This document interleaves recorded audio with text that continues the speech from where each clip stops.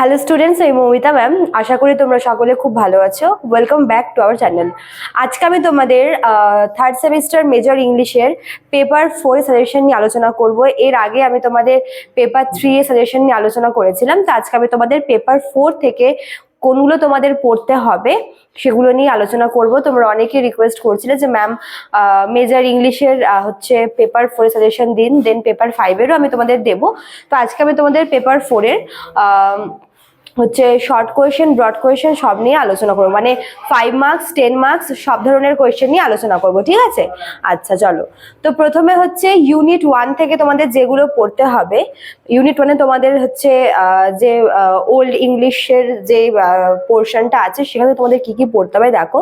তোমাদের 10 মার্কসের জন্য যেগুলো পড়তে হবে সেটা হচ্ছে ওল্ড ইংলিশ হিরোইক পোয়েট্রি, বা যেটাকে বলা হয় যে অ্যাংলো সেকশন হিরোইক পোয়েট্রি, ঠিক আছে?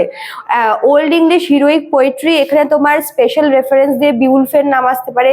বিউলফ হচ্ছে একটা ওল্ড ইংলিশ আর কি হিরোইক পোয়েট্রি, একটা খুব সুন্দর এক্সাম্পল। তো আমি যারা পেইড ব্যাচে আছে তারা জানোই যে তোমরা যে নোটসগুলো পেয়েছো মানে এটার ওপরে ওল্ড ইংলিশ হিরোইক পোয়েট্রির ওপরে, সেখানে কিন্তু অলরেডি আমি বিউলফের এক্সাম্পল দিয়ে দিয়েছি, ঠিক আছে?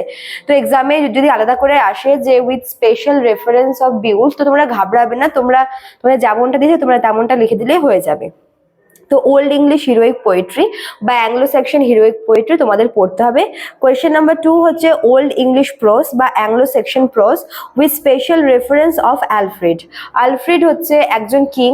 তো ওল্ড ইংলিশ প্রোসের যে আর কি বিগিনিংটা, বা যদি আমরা একদম স্টার্টিং থেকে দেখি তাহলেই হচ্ছে এনার যে এই কিং আলফ্রেডের যে কন্ট্রিবিউশন সেটা কিন্তু খুব ইম্পর্টেন্ট। তো এটা তোমাদের আসতে পারে অ্যাংলো সেকশন প্রোসে।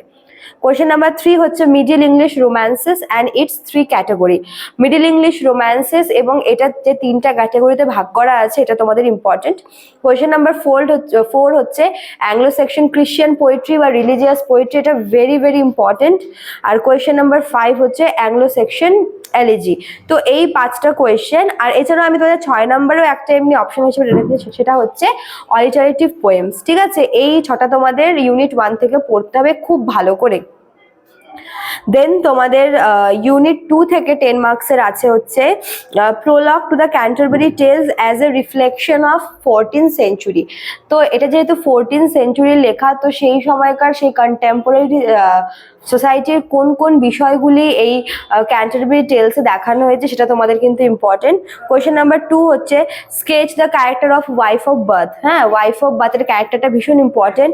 কোয়েশ্চেন নাম্বার 3 হচ্ছে character sketch or art of characterisation, মানে এই যে ক্যান্টারবারি টেলসে যে ক্যারেক্টার স্কেচ বা আর্ট অফ ক্যারেক্টারাইজেশন করা হয়েছে, মানে ক্যারেক্টার স্কেচটাকে কিভাবে দেখানো হয়েছে সেটা, ঠিক আছে?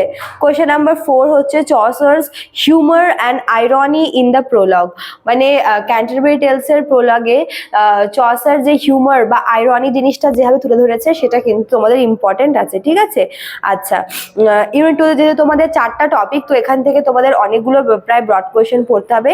5 নম্বরে তোমাদের আছে হচ্ছে compare and contrast wife of Bath with the other women.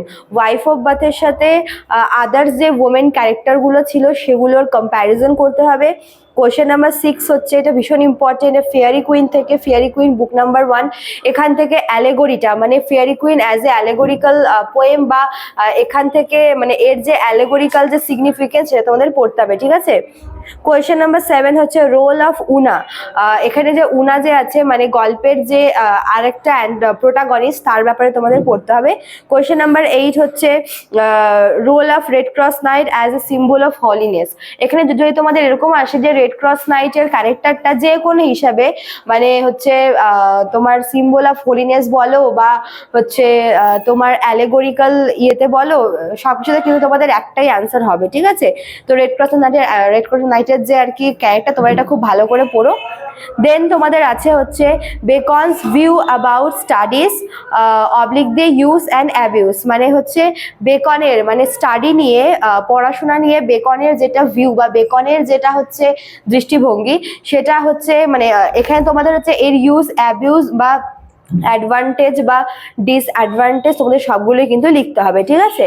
তারপরে কোয়েশ্চেন নাম্বার 10 হচ্ছে, এখানে আমি বেকনের যে এসেগুলো আছে সবগুলো ক্রিটিক্যাল অ্যাপ্রিসিয়েশন দিয়েছি। তো তোমাদের হচ্ছে অফ ফ্রেন্ডশিপ, তারপর অফ ট্রুথ, অফ অ্যাডভার্সিটি, এগুলোর কিন্তু তোমাদের মেন যে ক্রিটিক্যাল অ্যাপ্রিসিয়েশনটা পড়তে হবে। ক্রিটিক্যাল অ্যাপ্রিসিয়েশনের ভিতরে তোমরা হচ্ছে থিম পেয়ে যাবে, তোমরা টাইটেল পেয়ে যাবে, তারপর হচ্ছে তোমরা আরো অনেক কিছু কিন্তু এক্সট্রা এখান থেকে পেয়ে যাচ্ছ। ওই জন্য ক্রিটিক্যাল অ্যাপ্রিসিয়েশন তোমরা ভালো করে পড়ে নিও, ঠিক আছে। আচ্ছা, তারপর হচ্ছে কোয়েশ্চেন নাম্বার 12-13 তো বললাম। 14 নাম্বার, এটাও হচ্ছে বেকনের এসে থেকে, এটা হচ্ছে অফ ইউথ অ্যান্ড এজ বলে যে এসেটা আছে বেকনের, সেটার যে মেন আর্গুমেন্ট সেটা তোমরা পড়ে নিও। দেন তোমরা পড়বে হচ্ছে superiority of poetry over history and philosophy. History মানে পোয়েট্রির ওপরে হিস্ট্রি আর ফিলসফিকে কতটা গুরুত্ব দিয়েছে বেকন, সেটা তোমাদের পড়তে হবে। কোয়েশ্চেন নাম্বার 60 হচ্ছে অ্যান অ্যাপোলজি ফর পোয়েট্রি, এটার যে হচ্ছে সেন্ট্রাল আর্গুমেন্ট বা এটার ক্রিটিক্যাল অ্যাপ্রিসিয়েশনটা পড়তে হবে। আর লাস্ট তোমাদের পড়তে হবে হচ্ছে মানে এই অ্যান অ্যাপোলজি ফর পোয়েট্রিতে রেনেসাসের ব্যাপারটাকে যেভাবে তুলে ধরেছে সিডনি, ঠিক আছে। এই 17 কোয়েশ্চেন তোমাদের ইউনিট 2 থেকে আছে। এবার দেখো 5 মার্কস কোয়েশ্চেন তোমাদের কি কি পড়তে হবে। 5 মার্কস কোয়েশ্চেন তোমাদের ইউনিট 2 থেকে তোমাদের প্রথমে পড়তে হবে যে how important was religion in the lives of people of the Middle Ages. মানে এটা তোমাদের হচ্ছে ক্যান্টারবেরি টেলস থেকে নেওয়া, মানে এটা তো মিডল এজের গল্প। তো সেই সময় মানে ধর্ম জিনিসটা কতটা ইম্পর্টেন্ট ছিল সেই সময়কার সমাজে, এটা তোমরা পড়তে হবে তোমাদের। কোয়েশ্চেন নাম্বার 2 হচ্ছে physical characteristics of the wife of Bath. Wife of বাথের যে চারিত্রিক বৈশিষ্ট্য বা শারীরিক বৈশিষ্ট্য, মানে তার যেরকম হচ্ছে দাঁতের মাঝে গ্যাপ ছিল, ঠিক আছে, কানে একটু কম শুনতো, তোমাদের এগুলো কিন্তু লিখতে হবে এখানে। কোয়েশ্চেন নাম্বার 3 হচ্ছে humour and irony in wife of Bath tale. Wife of বাথের যে টেলটা সেটাকে বর্ণনা করতে গিয়ে কেমন হিউমার বা কি আইরনি তুলে ধরেছে চসার, এটা তোমরা পড়ে নিও, ঠিক আছে। দেন তোমাদের আছে হচ্ছে রোল অফ ডুয়েসা, রোল অফ আর্চিমাগো। এটা ফেয়ারি কুইন থেকে, দুটাই ভীষণ ইম্পর্টেন্ট। রোল অফ ডুয়েসা খুবই ইম্পর্টেন্ট, ঠিক আছে। তারপর কোয়েশ্চেন নাম্বার 7 হচ্ছে হাউস অফ প্রাইড আর হাউস অফ হোলিনেসের সিগনিফিকেন্স। যে কোনো একটা আসতে পারে, আসলে হয় হাউস অফ প্রাইড বা হাউস অফ হোলিনেস, ঠিক আছে। হাউস অফ প্রাইডে হচ্ছে রেড ক্রস নাইটকে নিয়ে গিয়েছিল ডুয়েসা, আর হাউস অফ হোলিনেসে রেড ক্রস নাইটকে নিয়ে গেছিল উনা। কোয়েশ্চেন নাম্বার 8 হচ্ছে role of poets in an apology for poetry. Apology for পোয়েট্রিতে সিডনি পোয়েটদের যে আর কি রোলটা, ঠিক আছে, সমাজে, সেটার আর কি বলা হয়েছে যে পোয়েটদের রোল কি। আর লাস্ট 9 নাম্বার কোয়েশ্চেন হচ্ছে nature and role of poetry in an apology for poetry. Apology for পোয়েট্রিতে হচ্ছে মানে এই যে পোয়েম বা পোয়েট্রি এর রোল বা এর নেচারটা কিভাবে তুলে ধরেছে সিডনি। তো এই কয়টা কোয়েশ্চেন তোমাদের তোমাদের পেপার 4 থেকে পড়তে হবে। তোমাদের 3টা পেপারের মধ্যে তোমাদের পেপার 4 কিন্তু সব থেকে বেশি টাফ আমি বলবো, তোমাদের এখান থেকে প্রচুর পড়তে হবে। তো যেগুলো বললাম তোমরা একটু হচ্ছে পজ করে করে নোট ডাউন করে নিও, বা তোমাদের কিন্তু হচ্ছে এটা খুব ভালো করে পড়তে হবে, একটু বেশি টাইম দিয়ে তোমাদের পেপার 4টাকে পড়তে হবে। তো স্টুডেন্টস, আজকে এতটুকুই থাকলো। দেখা হচ্ছে নেক্সট ক্লাসের একটা নেক্সট ভিডিও নিয়ে। Thank you.